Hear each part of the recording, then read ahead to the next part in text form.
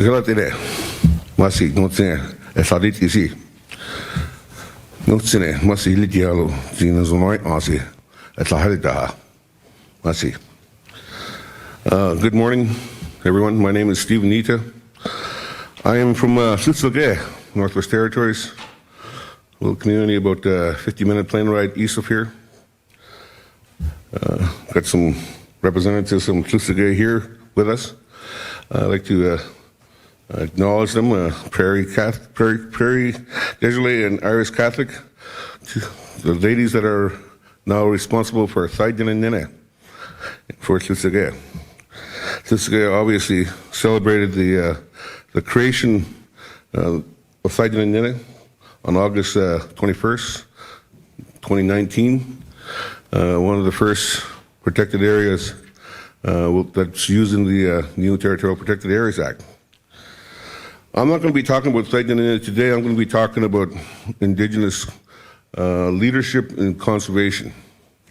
As Danica indicated this morning, I was very proud and happy to have worked with Danica as a member of the ICE committee and the report that she referenced, that we rise together.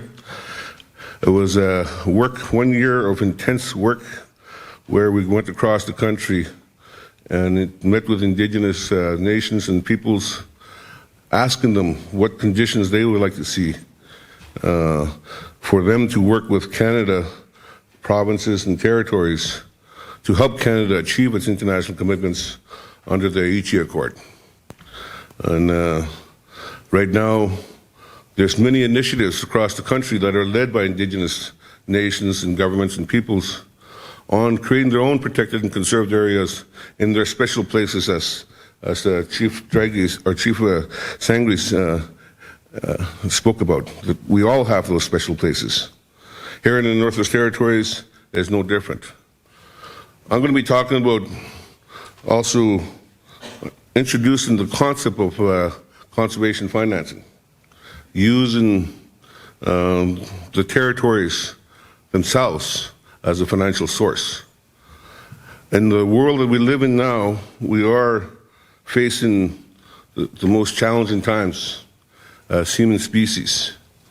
Biodiversity loss is at a rate where it's threatening the very survival of all life on Earth. That's where the Aichi Target Treaty comes from.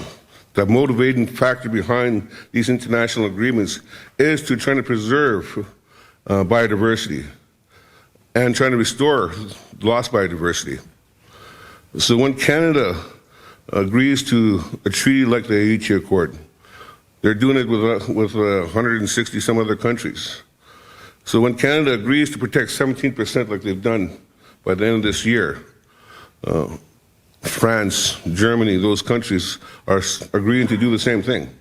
But I would argue that when Canada makes a commitment of 17%, it's a lot different than the commitments that's made by France or Germany. For one thing, France and Germany hardly have any biodiversity left. So Canada has been asked to sacrifice a big part of their economy by creating protected areas. Normally, protected areas are considered sterilizing those territories from any other economic opportunities. But we do live in a world where we're driven by the motivation of climate change. We recognize there is recognition of Indigenous leadership. In fact, Indigenous people make up 5% of the world's population. Somehow we manage or influence about 25% of the world's landmass. And the remaining biodiversity that's left on Earth, 80% of it is on that 25% that Indigenous people manage. So Indigenous people have demonstrated just by their everyday relationship with their territories, leadership on how to preserve biodiversity that all people on Earth are benefiting from. So when the world is asking Canada to protect 17%, pretty soon it'll be 25%, the world should also support those protected areas through a mechanism I think we can create here in the north. I'm going to be talking a little bit about carbon offsets in that space. So, here in the north, we are leaders. We are leaders already. Many of the folks that are coming to give presentations are also coming to learn from us. So this next 2 days is about learning from each other and moving forward with what we learn.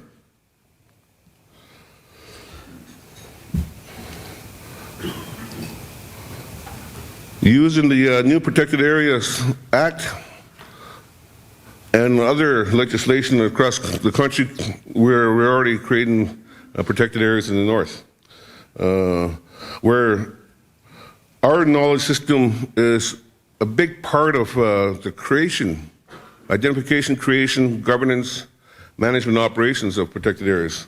I'm not going to be reading the slides. You guys can do the same. You guys could do it. You're here. You must know how to read.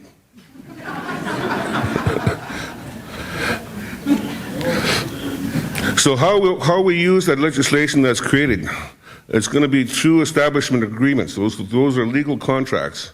And the legal contracts can describe how we're going to work together between Indigenous governments and the government of Northwest Territories. The political statement made by former Premier McLeod is that no protected areas will be created in Northwest Territories that's not Indigenous-led. So right off the bat, a political commitment by our government is that we're going to have to do this in partnership.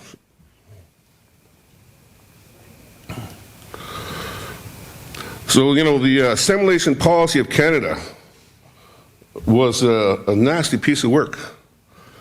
The focus was on Indigenous peoples, and one of the things they did was to remove Indigenous peoples from their territories, from their lands, and taking the responsibility away from Indigenous peoples.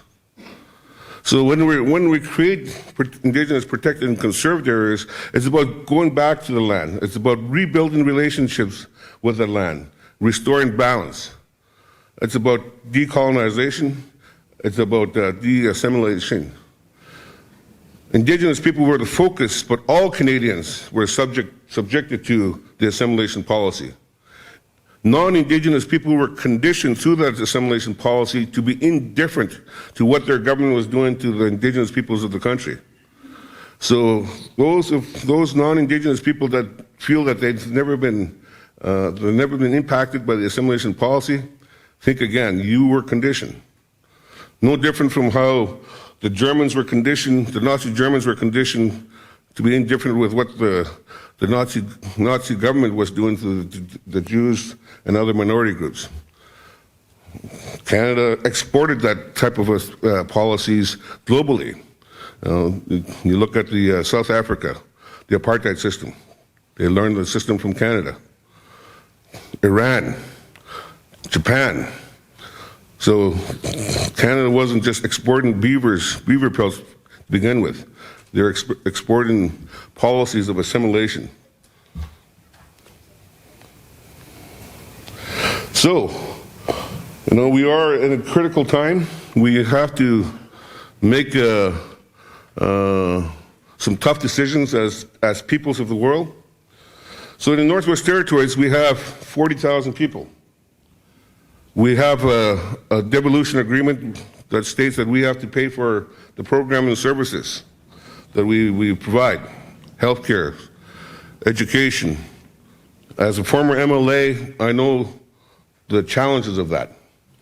We don't have a tax base, and we're very dependent on non-renewable resource extraction to bring in revenues that we need to pay for programs and services. So we have a 40,000 population, roughly about 20,000 tax base, active tax base. But we do have a hell of a lot of land. Land that is, people have special places in those lands. That's where Indigenous protected and conserved areas can come. There's value in the land we have in the Northwest Territories. Carbon offsets is an economy that I think the Northwest Territories can be a leader in developing regulations around it and bringing in enough financial resources and revenues into the relationships between Indigenous and Crown governments here in the North to not only pay for the management and operations of the protected areas, but also to pay for programs and services that's the government of Northwest Territories is responsible for. In a Quechua territory, I'll show you a map soon. Whoops. So when we're talking about the climate crisis, we're talking about the world getting hotter. The North is getting hotter faster than any other place in the world. We could look for solutions like reducing our carbon emissions and so on, but here in the North, I believe our territories can play a major role in managing the impacts of climate change. 30% of the solutions for climate change to fight back against climate change will come from the land, from the biodiversity that exists. So you can see the biodiversity loss at the global level, pretty much in the middle of the world. Most of the biodiversity has been lost. In Canada, in the blue area, obviously, we're not there. So the world is going to be coming to us to provide nature solutions to climate change. I think I've covered this already. So here's a slide of a wetland inventory that Treaty 8 Tribal Corporation and Ducks Unlimited Canada did a couple years ago.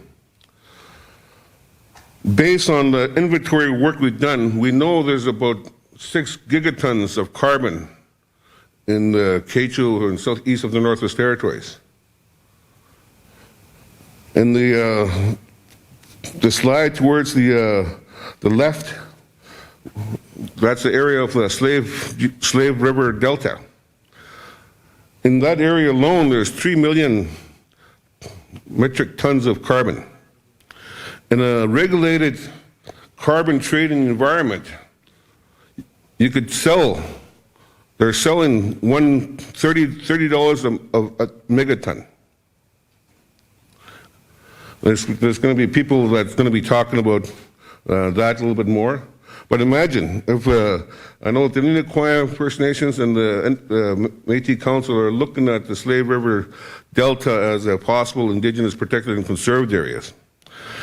If we do the measurement in that area and we create a highly regulated environment, just for the slave, for an example, 3 million metric tons, that at $30 a ton in a regular environment, that's $9 million of potential revenues just from the Slave River Delta. And the Quechua territory, half of it is in the Canadian Shield, so really we're talking about the low end of carbon sink potential here in the Northwest Territories. As you go up the Mackenzie River, the Sawtoo, great carbon sink. Bodell, up in the Gutchen and Indian Valley Territory, huge carbon sinks. We're talking trillions of tons of carbon. If we take the leadership role here in the North, we can create a carbon economy that not only supports the management, operations, and governance of Indigenous protected and conserved areas, but it can provide revenues to our government that we could use to provide programs and services. That's the potential of the carbon economy. That's a part of the potential of the conservation economy. So the challenge now and the opportunity now is to take the next step in leadership. We've demonstrated leadership already as Indigenous governments and Crown governments working together, developing legislation. Now let's use that legislation to develop regulations that support the continuation of creating more Indigenous protected and conserved areas, to protect our special places, but also to create an environment where the Northwest Territories has a clear climate change policy, where we are leaders in nature-based solutions, where we are leaders at the global level to ensure that, as Dana challenged us, as we grow, we learn together, and we adapt using both Indigenous knowledge systems and Western science. At the end of that, by combining the two, Albert Marshall from NIGMA says, you will achieve 2IC, taking the best of Indigenous knowledge systems and the best of science and using the two to applying the two knowledge systems together. We're seeing the devastating fires in Australia, for example. The Indigenous Rangers program, similar to the Guardians that we're talking about here in the Northwest Territories in Canada, they've been in northern Australia. Their fires were not as extreme as the other places because they applied Indigenous knowledge systems in the fire management. So when the southern part of Australia was burning at a rate way higher than what was going on in Northern Territory, Australia, because they're able to reduce the fuels that contribute to the burns by fire management. So Guardians, there will be a session on Guardians as well, and we could get into that a little bit deeper. So getting back to the legal and economic mechanisms in the North to ensure that conservation action to protect culture, biodiversity, and climate are recognized, supported, and sustained as globally effective measures in a time of crisis. We need to look at the bigger picture and develop relationships between ourselves and the rest of the world. Now, I'm supposed to be in Rome today. I was supposed to be at the CBD negotiations. I've participated in COP25 and international negotiations on how to create a United Nations regulated environment around carbon offsets. It is a terribly frustrating experience trying to get people, 160 some countries to agree. So I think we have to think outside the box. We can't wait for the United Nations to come up with a regulated environment for us. We need to create our own. We need to create relationships with other jurisdictions, other nations. For an example, when I was in Madrid, I had discussions with the largest carbon trading company in Europe. They have enough buyers, they just don't have enough product. So, there's no reason why Canada can't make a deal with the European Union to allow the European Union to come buy carbon offsets from Canada. They're looking for big solutions. They're looking for big opportunities. And by thinking big, I think we could create the type of relationships that's required to ensure that the conservation business that we get into has a financial base. The Vancouver Agreement that was signed in Vancouver in 2017 allows for Canada to build bilateral relationships with other nations. So let's use that. Let's support Canada. Let's provide the leadership for Canada to create relationships in a regulated environment where carbon offsets becomes a big part of our economy, because we don't have the tax base, but we do have the land base.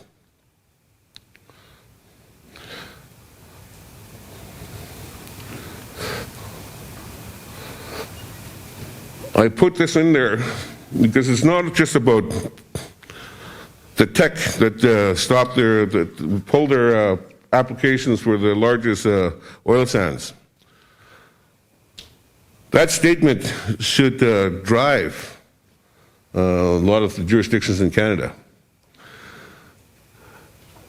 By creating a climate change policy and creating Indigenous protected and conserved areas within our territories, that are special to our communities, we can create certainty for investors,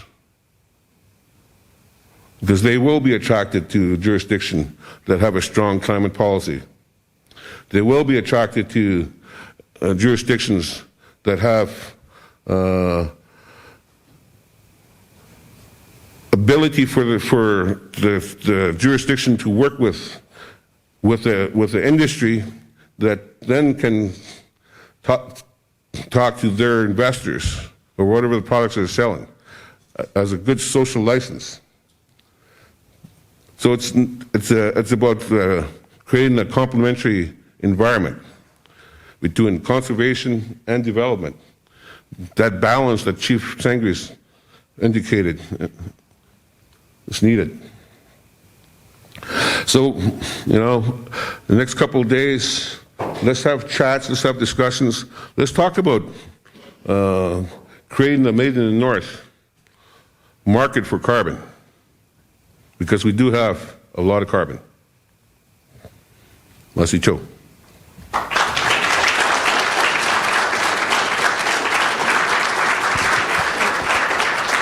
Will you take a couple of questions?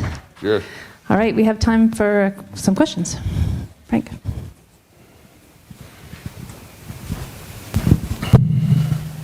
Thank you, Steve. My name is Frank Brown from the Hiltsuk First Nation from Bella Bella on the central coast of BC. I just wanted to hold up this concept. The Coastal First Nation owned the first carbon credit cap and trade corporation, Indigenous owned corporation in the world. So it's possible what you're saying, because we did it. It was very challenging on the verification and validation process, and we had to hire really lots of smart people that understood this process more than me, because it is a construct. The notion of being able to capture carbon and then sell credits.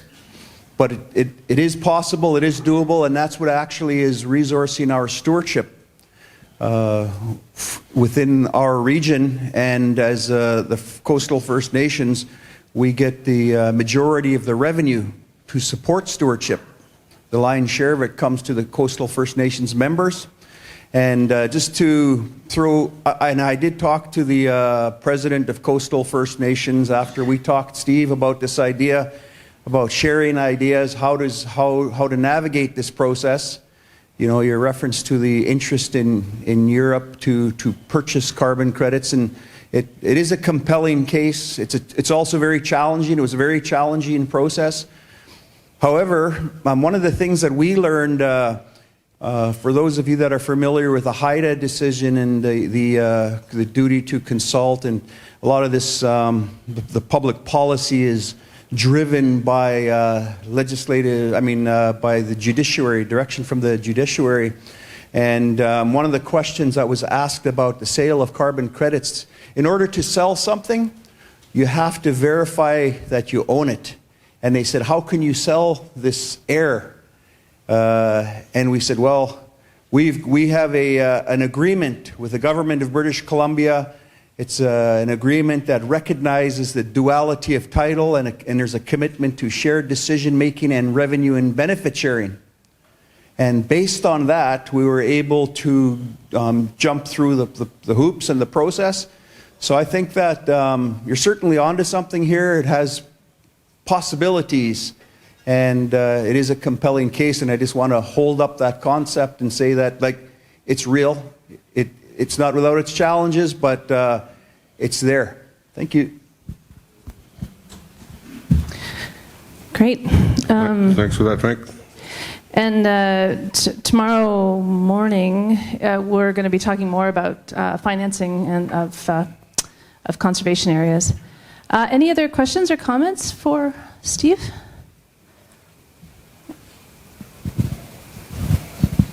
Yes, a question I have is in regards to you mentioned you did an inventory of carbon reserves in the protected area.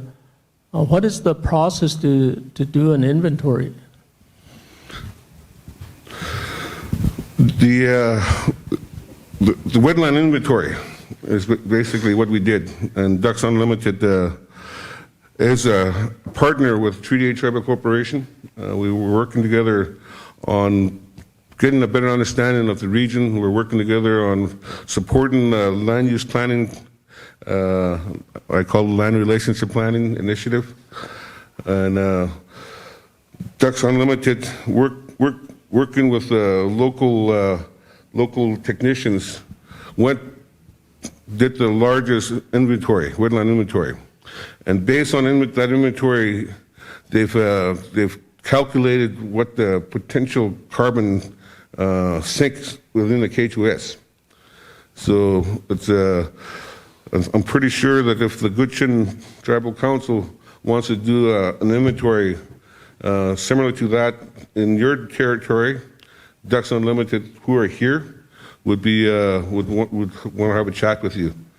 So that's part of the partnerships, relationships that we have that can really work here in the north, because Ducks is here in the north, and they're one of the well-respected organizations around their understandings of wetlands, different classifications of wetlands, and the carbon sinks that these places have. In the north, most of our carbon sink is not in the trees. It's in the peat mosses, in the swamps, and the wetlands. Whereas in Frank's territory, most of the carbon sink is in the trees that they got.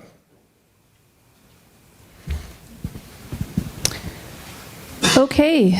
Well, thank you very much, Stephen. If you have more questions for Stephen, you can harass him on the break, which is next.